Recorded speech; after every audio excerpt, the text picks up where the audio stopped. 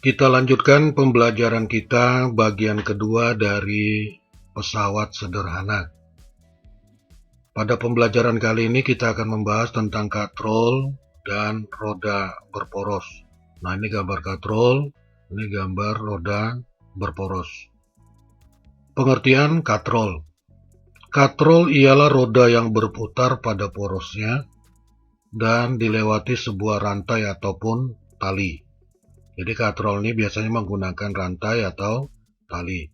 Nah, salah satu ujungnya menarik dan ujung lainnya adalah tempat diletakkannya beban. Kemudian pada prinsipnya, kerja katrol ini lebih mirip dengan tuas atau pengungkit. Nah, bertujuan mengangkat benda dengan gaya sekecil mungkin. Fungsinya mempermudah usaha untuk memindahkan benda. Kemudian macam-macam katrol. Dia ada 3, 1 katrol tetap, 2 katrol bergerak, 3 katrol majemuk, yaitu gabungan dari katrol tetap dan katrol bergerak. Nah, kita bahas yang pertama, katrol tetap. Katrol tetap adalah katrol yang penempatannya tetap di suatu tempat. Nah, lihat gambar ini. Jadi katrol ini tetap terletak pada tempat yang sudah ditentukan. Kemudian, bagian-bagian dari katrol bergerak ini, nah yang ini adalah beban yang akan diangkat. Sedangkan F ini adalah bagian tali yang akan kita berikan gaya, maka ini disebut kuasa. Kemudian pada katrol tetap, ini katrolnya, maka di bagian tengah ini adalah titik tumpunya. Maka A ke O itu adalah lengan kuasa, sedangkan O ke B adalah lengan beban. Maka kalau kamu lihat jarak antara A ke O sama dengan jarak antara O ke B. Artinya lengan kuasa sama panjang dengan lengan beban. Sehingga pada katrol akan ditemukan rumus yang sama dengan rumus pengungkit, bahwa keuntungan mekaniknya katrol tetap ini LK per LB, karena LK-nya tadi dengan LB sama, sehingga kalau dibagi maka KM-nya menjadi 1. Kemudian keuntungan mekanik bisa juga dihitung dengan membagi antara berat benda dengan gaya. Nah, beberapa buku menuliskan bahwa berat benda ini adalah gaya benda atau FB. Berarti sama saja ya. Sedangkan yang F ini kadang ditulis FK, sama. Jadi FB per FK itu sama dengan W per F. Jadi kalau kamu temukan buku paket seperti itu, maka itu sama saja. Nah, karena keuntungan mekanisnya sama dengan 1, otomatis pasti beratnya sama dengan gaya. Jadi ingat, pada katrol tetap W-nya sama dengan F. Nah, mungkin kamu bertanya, kalau begitu Pak, apa gunanya kita memakai katrol tetap kalau keuntungannya tidak ada? Nah, memang keuntungannya tidak ada, tetapi katrol tetap ini memudahkan kita mengangkat beban karena arah gayanya berbeda. Nah, contoh ketika kita menggunakan katrol ini di sumur. Nah, ini bayangkan adalah air yang akan kita angkat. Nah, biasanya kalau kita tidak menggunakan katrol, maka gaya yang kita berikan itu arahnya ke atas. Kita menarik tali timba. Tapi dengan menggunakan katrol, maka gayanya yang tadi ke atas, kita ubah menjadi gayanya menuju ke bawah. Nah, itulah pada katrol tetap. Kita lihat contoh soal. Nah, perhatikan gambar di bawah nih, gambar ini perhatikan. Jika massa benda 50 kg, kemudian percepatan gravitasi di tempat itu 10 meter per sekon kuadrat, ini kurang kuadratnya ya, maka berapakah gaya yang diperlukan? Hitunglah keuntungan mekanisnya. Maka untuk menjawab ini perhatikan lagi, tuliskan apa yang diketahui dari soal. Nah, pertama ada angka 50. Ya, massa, maka tuliskan M sama dengan 50 kg. Percepatan gravitasi, lambangnya G, 10 meter per sekon kuadrat. Nah, kalau dua ini sudah diketahui, maka bisa kita hitung W, karena W itu rumusnya M dikali G. Maka W sama dengan M-nya 50, G-nya 10, maka hasilnya 500 Newton. Maka W-nya atau bebannya ini adalah 500 Newton. Nah, ditanya berapa gayanya, berapa keuntungan mekanisnya. Maka untuk menjawab soal seperti ini ada dua cara. Cara pertama seperti ini. Ingat kembali pada katrol tetap bahwa F itu sama dengan W. Nah, karena W-nya tadi 500 Newton, W-nya 500 Newton, maka F-nya juga menjadi 500 Newton. Nah, itu dia. Kemudian, berapa keuntungan mekanisnya? Sebenarnya tanpa kita hitung pun, kalau kita sudah kenal ini katrolnya, maka kita bisa sebut sama dengan 1 keuntungan mekanisnya. Tetapi karena ini soal berupa soal isian, esai, maka kamu harus cari, buktikan. Maka KM sama dengan W dibagi F. Nah, maka berapa KM? KM sama dengan W-nya berapa? Ini tadi, W-nya 500, masukkan 500. F-nya berapa? Ini, F-nya sama dengan 500. Maka KM sama dengan 500 bagi 500 sama dengan 1. Itu dia. Yang kedua, cara kedua, boleh juga kamu hitung pertama cari KM-nya. KM-nya dari gambar kalau katrol tetap, maka dia KM-nya 1. Nah, kemudian untuk mencari berapa F-nya, pakai rumus ini, W per F. Nah, KM-nya kita sudah dapat 1. 1 sama dengan W-nya berapa tadi? 500. F-nya tidak diketahui karena F yang ditanyakan. Maka 1 sama dengan 500 dibagi F. Maka kalikan silang 1 kali F, F. Maka F sama dengan 500 Newton. Nah, itu ada cara pertama dan cara kedua. Silakan Anda pilih cara mana yang lebih mudah menurut kamu. Jadi, yang penting hasilnya tetap ini. F-nya 500, di sini juga F-nya 500. KM-nya 1, KM-nya juga 1.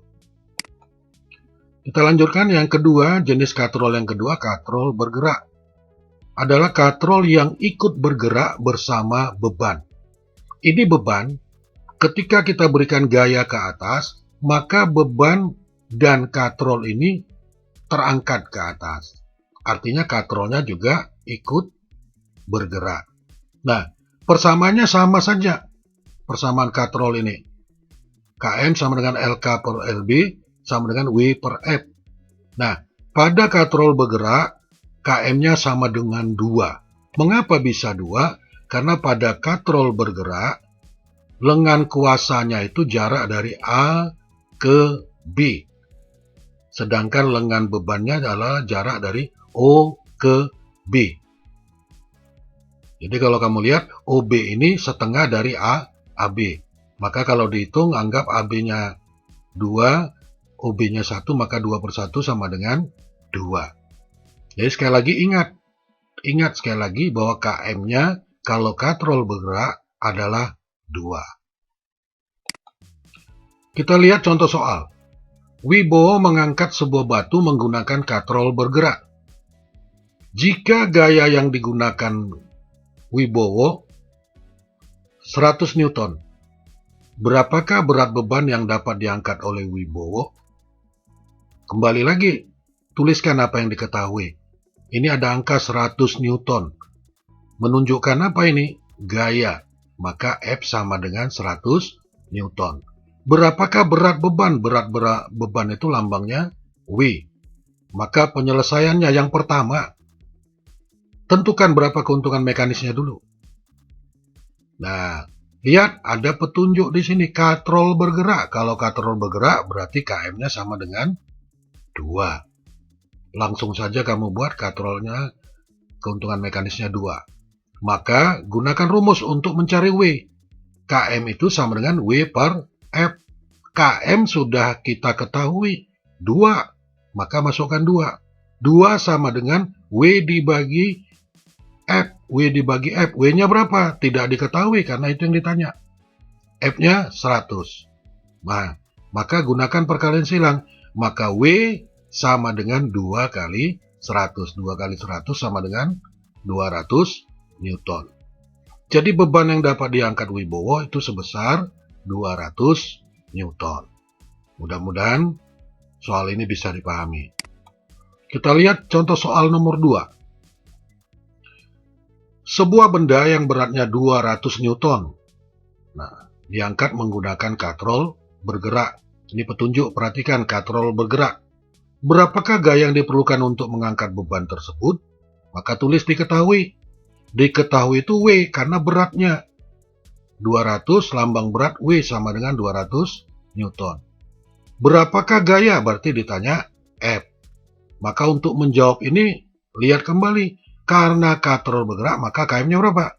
2. Kalau sudah dapat km, masukkan ke rumus. Km sama dengan W per F. Km-nya 2, W-nya 200, F-nya tidak diketahui. Nah, gunakan kali silang. 2 kali F, ini dia, sama dengan 200. F sama dengan 200 bagi 2, maka F sama dengan 100 Newton. Nah, itu cara menyelesaikannya. Yang ketiga kita lanjutkan katrol majemuk. Pada katrol ganda atau katrol majemuk memiliki nilai keuntungan mekanis sama dengan sejumlah tali yang menopang benda. Nah, kalau katrol majemuk menghitung berapa keuntungan mekanisnya, tinggal hitung berapa tali yang menopang ini bendanya. Kita lihat contoh di sini. Ini cara pertama. Ini bendanya. Sudah, maka katrol yang menopang benda ini, talinya mana? Yang ini saja, 1, 2. Yang ini tidak dihitung talinya. Hanya yang menopang beban.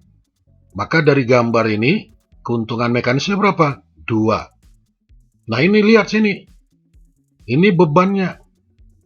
Yang menopang ini, katrol yang menopang ini, adalah yang ini. Nah, talinya yang mana? 1, 2, 3, 4.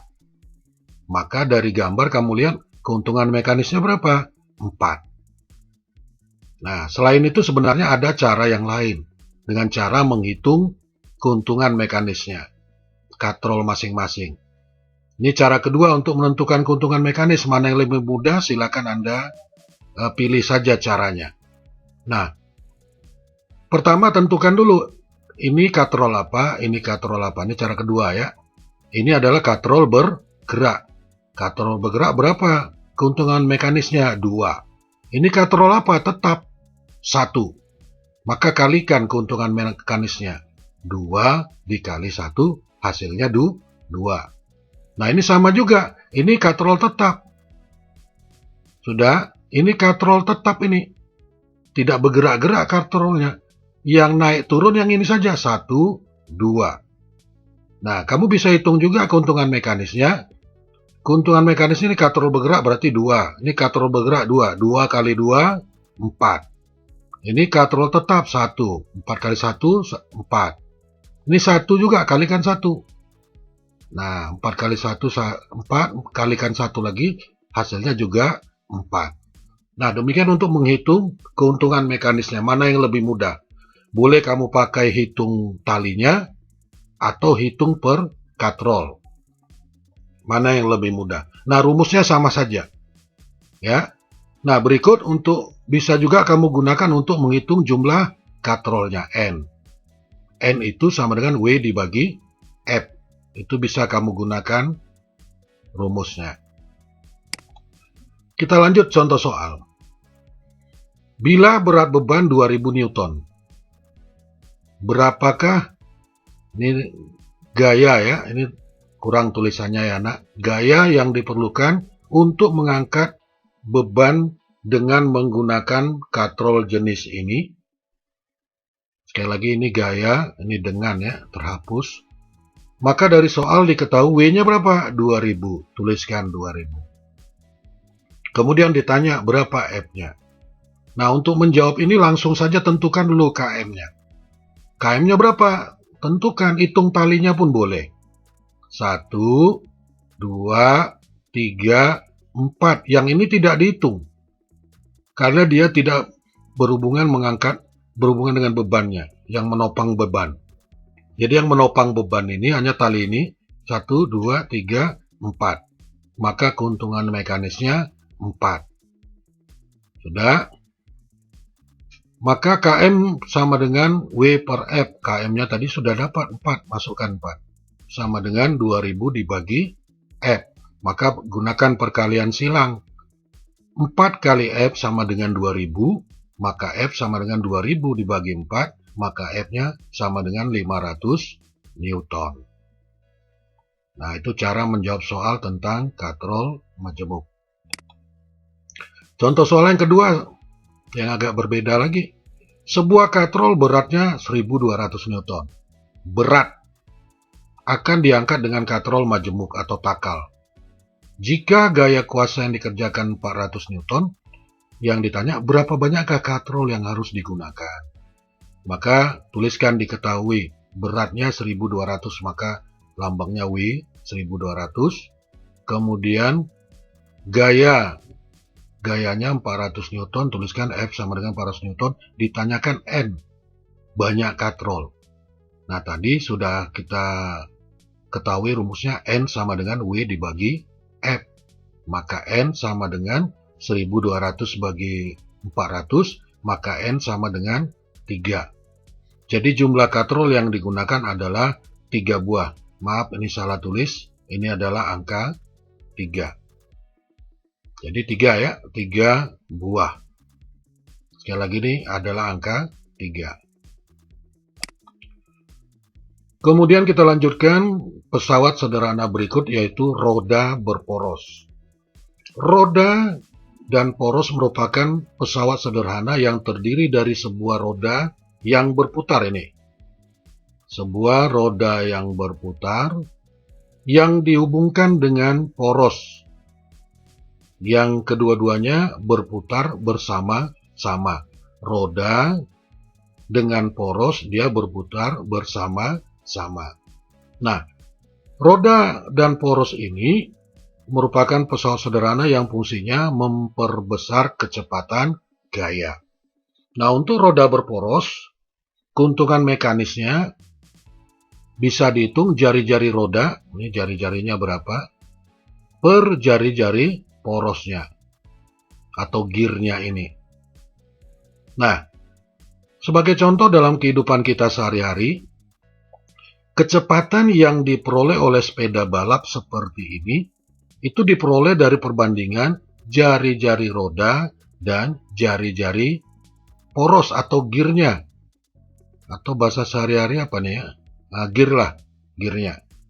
Misalnya, kalau gear ini kita setel pada ukuran terkecil atau jari-jarinya kecil, maka sepeda akan melaju dengan kencang.